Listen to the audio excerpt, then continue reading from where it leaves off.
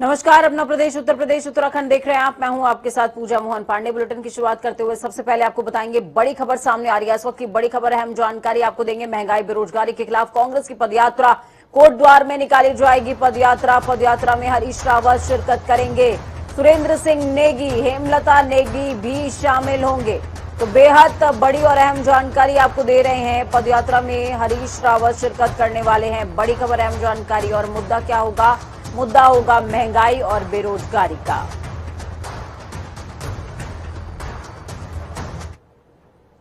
भाजपा बुंदेलखंड क्षेत्र की 52 सीटों पर जीत का परचम लहराने के लिए कानपुर में आज मंथन करेगी। बूथ अध्यक्षों के सम्मेलन में जीत का मंत्र देने के लिए खुद बीजेपी के राष्ट्रीय अध्यक्ष जेपी नड्डा, राष्ट्रीय उपाध्यक्ष यूपी चुनाव प्रभारी राधा मोहन सिंह भी मौजूद रहने वाले हैं। कानपुर बुंदेलखंड के क्षेत्रीय कार्यालय समेत अन्य 7 जिलों के कार्यालय का उद्घाटन भी किया जाएगा। बूथ जीता चुनाव जीता के मंत्र पर काम कर रहे बीजेपी के बूथ अध्यक्ष निराला नगर मैदान में राष्ट्रीय अध्यक्ष के सामने मौजूद होंगे। 17 जिला इकाइयों में फैले 20,000 से ज्यादा बूथों के अध्यक्ष इस सम्मेलन में पहुंचने वाले हैं। ये सम्मेलन कानपुर के लिए बेहद खास, क्योंकि कानपुर बुंदेलखंड क्षेत्र की 52 विधानसभा सीटों में सबसे ज्यादा 3 सीटें कानपुर में ही बीजेपी हारी थी। तो वहीं आपको बता दें, इस दौरान बीजेपी के राष्ट्रीय अध्यक्ष जेपी नड्डा आज प्रतापगढ़ भाजपा कार्यालय भी पहुंचेंगे, उसका वर्चुअल उद्घाटन करेंगे। इस मौके पर भाजपा के क्षेत्रीय मंत्री महेश श्रीवास्तव, जिला अध्यक्ष हरिओम मिश्रा सहित जिले के सभी बीजेपी के दिग्गज नेता मौजूद रहेंगे। आपको ये बता दें कि सुबह करीबन 11:30 बजे कार्यालय के उद्घाटन का कार्यक्रम प्रस्तावित किया गया है।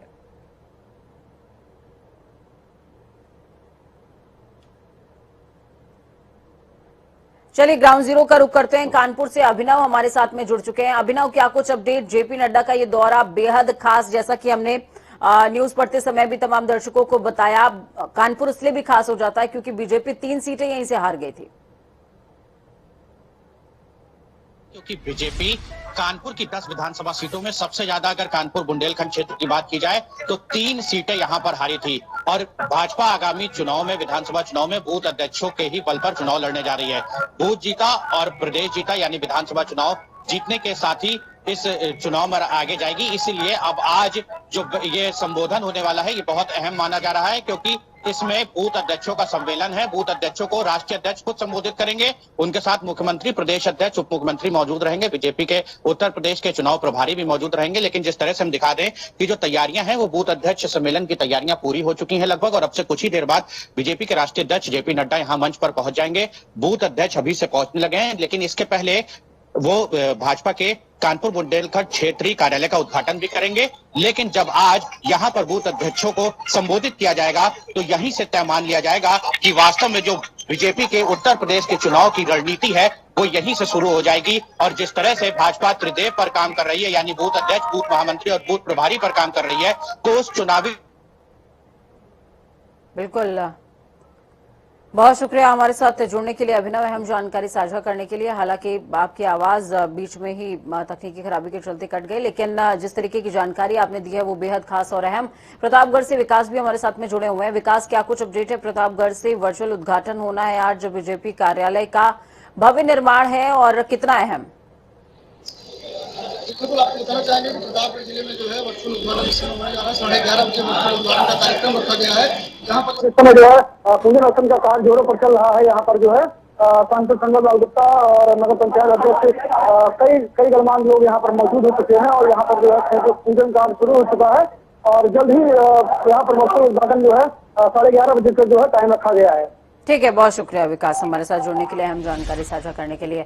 24 और 25 नवंबर को राष्ट्रपति रामनाथ कोविंद पत्नी सविता कोविंद के साथ में कानपुर दौरे पर रहने वाले हैं। इसके लिए तैयारियां शुरू कर दी गई हैं। उनके कार्यक्रमों को लेकर 10 हेलीपैड तैयार किए गए हैं। राष्ट्रपति 24 नवंबर को चकेरी एयरपोर्ट पर अपने विमान से लैंड करने वाले हैं। इसके बाद वो मेहरबान सिंह का पुरवा में हेलीकॉप्टर के जरिए पहुंचेंगे। अगले दिन वो हार्टकोट बटलर टेक्निकल यूनिवर्सिटी के शताब्दी समारोह में शिरकत करने वाले हैं। राष्ट्रपति के कार्यक्रम को देखते हुए राज्यपाल आनंदीबेन पटेल और मुख्यमंत्री योगी आदित्यनाथ उनकी अगवानी में शामिल हो सकते हैं।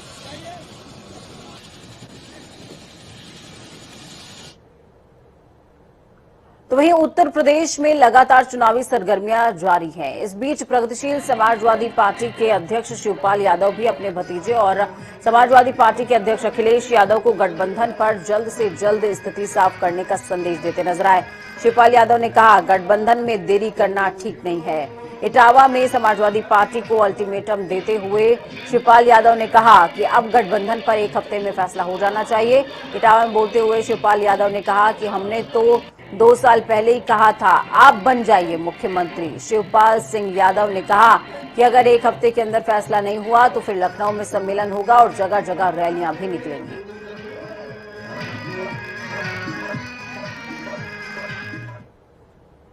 यूपी में कोरोना वैक्सीनेशन अभियान के तहत सोमवार को एक नया कीर्तिमान स्थापित हो गया। सोमवार को प्रदेश में कुल वैक्सीनेशन का आंकड़ा 15 करोड़ के पार पहुंचा है। इस रिकॉर्ड वैक्सीनेशन के आंकड़े को छूने में एक बार फिर से उत्तर प्रदेश सबसे आगे रहा। देश के अन्य राज्य कहीं ज्यादा पीछे छूटते नजर आए। तो वहीं सोमवार को प्रदेश भर के 16,350 वैक्सीनेशन केंद्रों में 14.90 यानी कि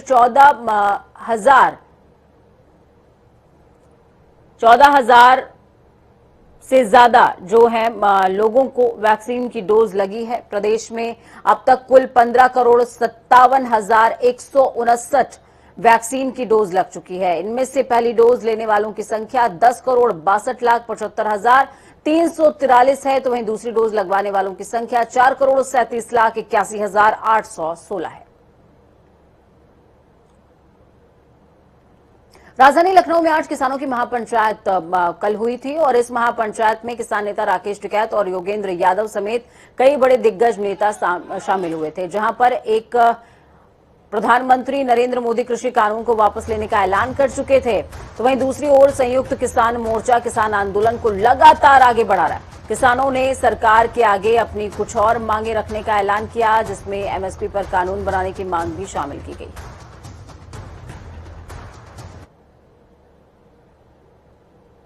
चलिए खबरों में आगे बढ़ेंगे। देवभूमि का रुख करते हुए आपको बताएं कि आज उत्तराखंड कैबिनेट की महत्वपूर्ण बैठक होने वाली है, जिसमें कई अहम प्रस्तावों पर राज्य सरकार मुहर लगा सकती है। इसके अलावा विधानसभा के शीतकालीन सत्र की तारीखों को लेकर के भी कैबिनेट बड़ा फैसला कर सकती है।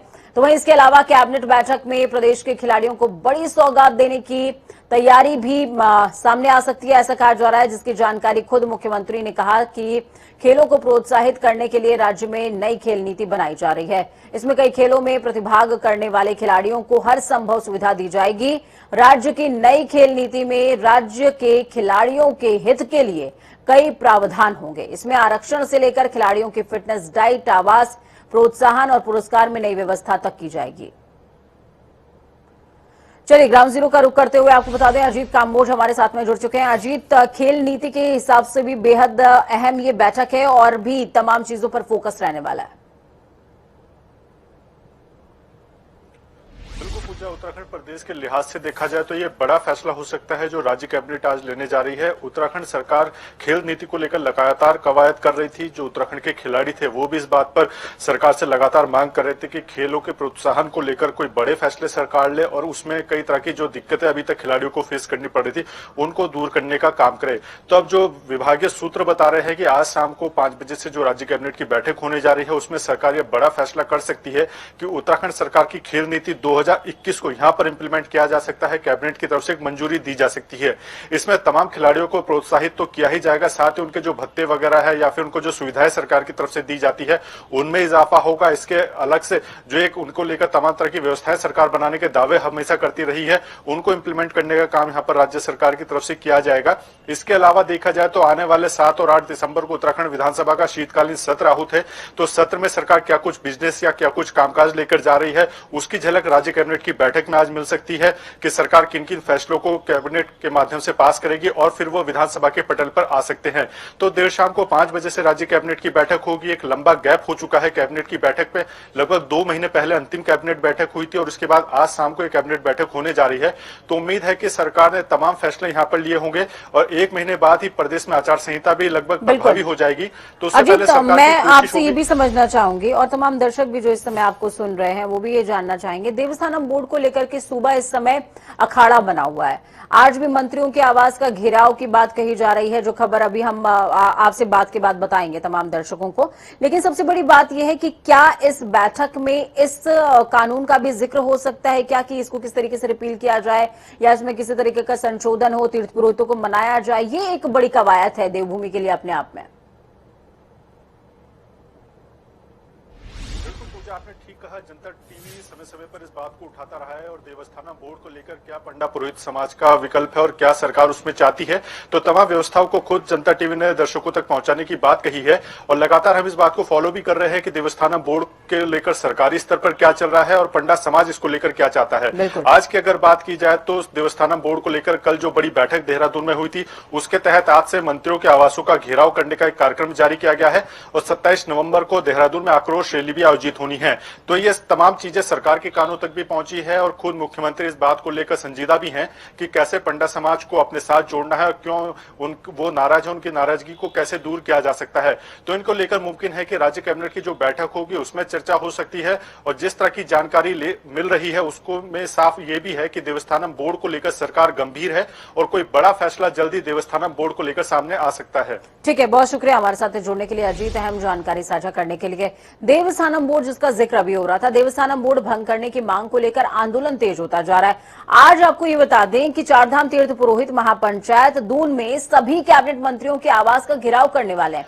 इसके साथ ही 27 नवंबर को बोर्ड गठन के 2 साल पूरे होने पर काला दिवस मनाते हुए सचिवालय का भी कूच किया जाएगा। इसके अलावा 1 दिसंबर से चारों धामों की पूजा स्थल के साथ ही देहरादून में क्रमिक अनशन होगा। उत्तराखंड में चारधाम देवस्थानम को लेकर लंबे समय से आंदोलन जारी है।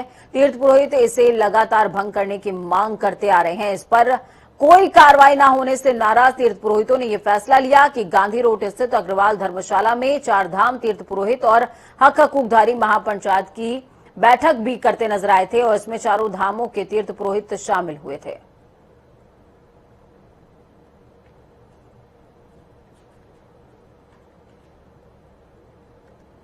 चलिए, इस खबर पर ज्यादा जानकारी के लिए धनंजय ढोंडियाल हमारे साथ में जुड़ चुके हैं। धनंजय, क्या कुछ अपडेट है ग्राउंड जीरो से? मंत्रियों के आवास घेरने की तैयारी है, सरकार की तरफ से क्या तैयारी है? बिल्कुल पूरा अभी जिस तरह से मेरे सहयोगी रही बता रहे कि जिस तरह की जो कैबिनेट की बैठक होनी है, कैबिनेट की बैठक पर कहीं ना कहीं जो तीर्थ पुरोहित है उनकी टकटकी लगी है कि आज जो कैबिनेट होगी कहीं उनके हित में कोई फैसला आ सकता है। लिहाजा अभी जो 27 नवंबर को यानी कि बोर्ड गठन के 2 साल हो जाएंगे। 2 साल में जो बोर्ड को भंग करने की मांग कर रहे थे, अब तक देवस्थान बोर्ड भंग नहीं हो पाए, जिससे लेकर आज तमाम जो पुरोहित समाज है, आज वो यहाँ पर जो तमाम मंत्री है, कैबिनेट मंत्री है, विधायक है, तमाम वहाँ पर धरना प्रदर्शन यहाँ पर कर रहे हैं। और ऐसे में 27 नवंबर का जो दिन होगा उस दिन वो काला दिवस इसको माना जा रहे हैं। और पूरे ऐसे में बड़ा सवाल ये भी है कि अभी आगामी 7 और 8 7 से दिसंबर 8 दिसंबर विधानसभा का सत्र ही होना था। ऐसे में कहीं ना कहीं जो तीर्थ पुरोहित समाज है, पंडा समाज है, वो यहाँ पर एक रणनीति बना रहा है कि उनके हित में फैसला नहीं आता है। तो कहीं ना कहीं जो गैर सैन्य भराड़ी सैन्य जो विधानसभा का सत्र होना है, सरकार का अंतिम सत्र होना है, उस दिन जो कहीं ना कहीं वहाँ पर वो धरना प्रदर्शन कर सकते हैं। बिल्कुल, बहुत शुक्रिया धनंजय हमारे साथ जुड़ने के लिए, अहम जानकारी साझा करने के लिए।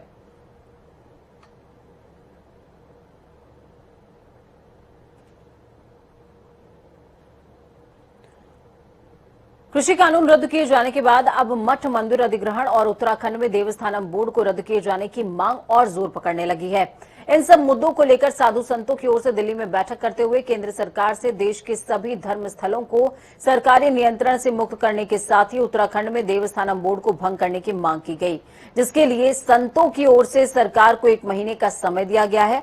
आपको बता दें, हरिद्वार में अखाड़ा परिषद अध्यक्ष और महानिर्वाणी अखाड़े के सचिव रविंद्र पुरी ने पत्रकारों से वार्ता करते हुए बताया कि संतों की हुई बैठक में केंद्र सरकार से मांग करी गई है कि देश में अंग्रेजों के समय बने मठ मंदिर अधिग्रहण के कानूनों को रद्द किया जाए और मंदिरों के संचालन की समस्त जिम्मेदारियां वहां के स्थानीय संतों ब्राह्मणों को दे दी जाएं। आगामी विधानसभा चुनावों को लेकर उत्तराखंड जनता पार्टी ने भी उत्तराखंड के सभी 70 सीटों पर चुनाव लड़ने का ऐलान किया है। पार्टी के राष्ट्रीय अध्यक्ष विकास सिंह चौहान ने कहा कि भाजपा और कांग्रेस ने सिर्फ उत्तराखंड की जनता के साथ छलावा किया और जनता को भ्रमित करने का काम किया है। क्षेत्रवाद जैसे तमाम मुद्दों को लेकर के ये पार्टी आगे बढ़ेगी। उत्तराखंड जनता पार्टी को चुनाव आयोग की ओर से हेलीकॉप्टर चुनाव चिन्ह मिला है, जिसे लेकर उत्तराखंड जनता पार्टी ने पत्रकार वार्ता भी की है। तो वक्त यहां पर छोटे से ब्रेक का। ब्रेक के उस पार खबरों का सफर लगातार जारी रहेगा। बने रहिए जनता टीवी के साथ, क्योंकि हमें आपकी ताकत। अपना और अपनों का बहुत ज्यादा ख्याल रखिए। नमस्कार।